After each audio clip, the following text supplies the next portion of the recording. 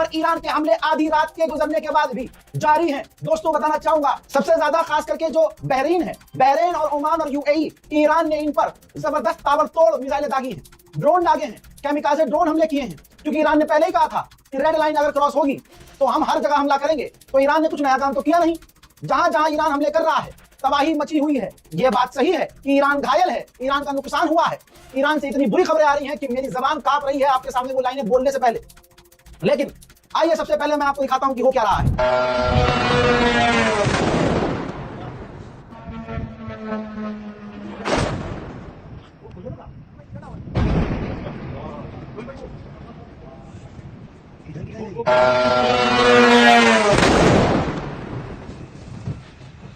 मैंने आपसे कहा था और समझा रहा हूं, समझ लीजिए मेरी खबरों को।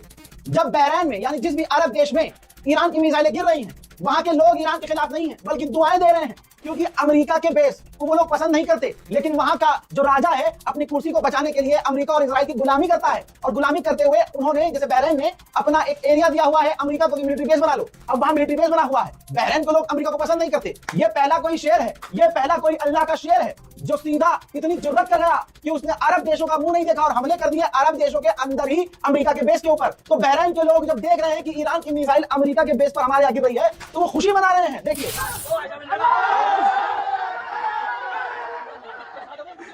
उधर आइए कतर ले चलूं। कतर में अमेरिका और कतर मिलकर ईरान की मिसाइलों को रोकने की कोशिश कर रहे थे लेकिन रोक नहीं पाए, और मिसाइलें कतर में जाकर दंदनाती हुई गिर रही हैं ईरान की।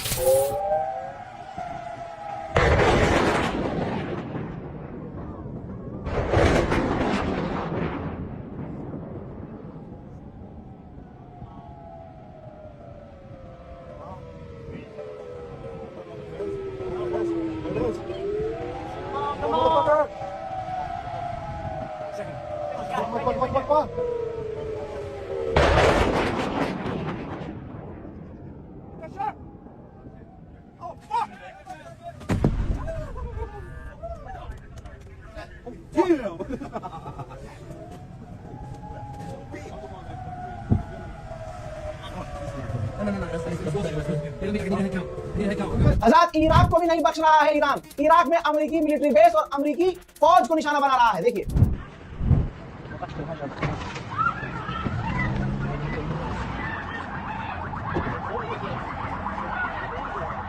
में ईरान की मिसाइल को रोका गया। अब रोका हुआ टुकड़ा जो गिरा है ईरान की मिसाइल का, उसने भी तबाही मचाई है। 8:25 في توقيت العاصمة عمان سفرات لإنذار التدوي مجددا. نشر رمضان 2026.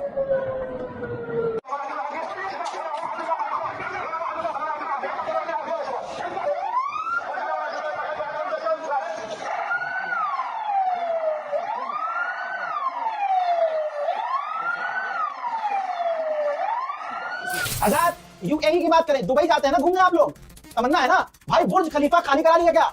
बुर्ज खलीफा के बिल्कुल करीब ईरान ने हमला किया, यूएई अमेरिका रोक नहीं पाए, बुर्ज खलीफा के चारों तरफ धुआं ही धुआं। इसके अलावा यूएई पर भी ईरान ने ड्रोन हमले किए हैं, केमिकाजे ड्रोन हमले, और लगातार मिसाइलें दाग रहा है ईरान यूएई पर।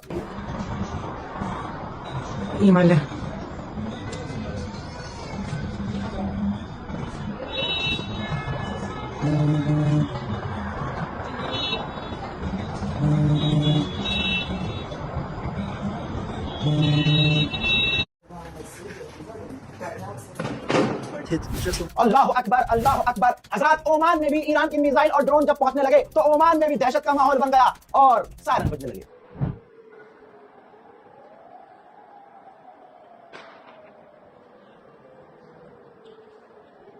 लीजिए इजराइल की मीडिया का वो दावा जिसको आपका ये नौकर लगातार कह रहा था, बता रहा था, खाइए कसम की मैंने ये नहीं बताया था।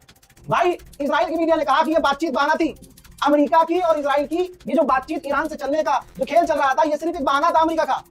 फाइनल पहले हो चुका था कि ईरान पर हमला ही करना है, और ये मैं अपने व्यूअर्स को लगातार बता रहा था कि ये जो बातचीत करने का ड्रामा किया जा रहा है ये पहले की तरह ईरान को धोखा दिया जाएगा। वही हुआ। सब्सक्राइब कीजिए हमारे चैनल रज़ाग्राफी अनस्क्रिप्टेड को, ताकि दुनिया की तमाम बड़ी खबरों खासकर मिडिल ईस्ट की पक्की खबर सिर्फ आपको सुनने को नहीं मिले बल्कि हम आपको समझा भी सके। हज़रात अब अरब के जितने देश हैं, कतर, सऊदी, ओमान, बहरीन, सब अपने असली बाप के पास पहुंचे हैं।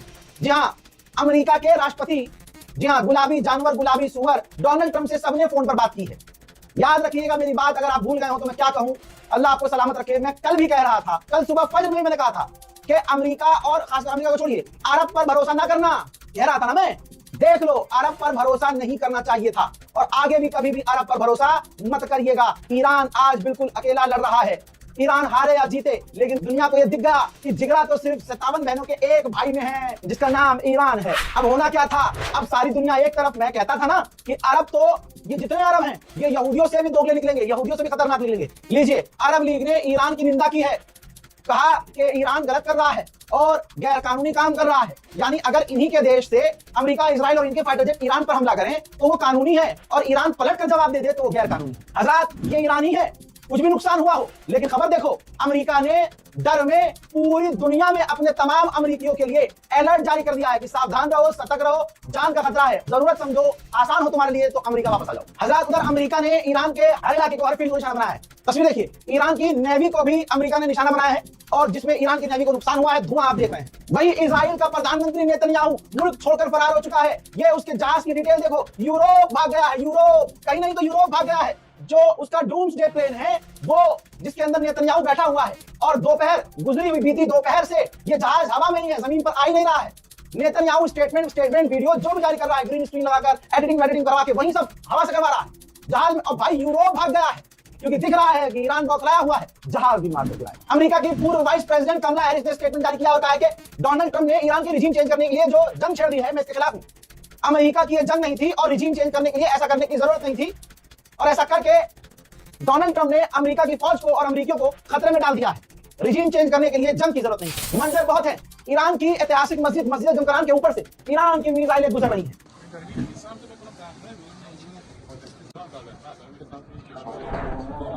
ईरान के समर्थन में अब ईरान के बेगैरत लोग, कल तक ये इन्हीं में से थे जो ईरान के खिलाफ सड़कों पर थे। अब ईरान के समर्थन में आवाम सड़कों पर उतरकर अपनी गवर्नमेंट के समर्थन में प्रदर्शन कर रहे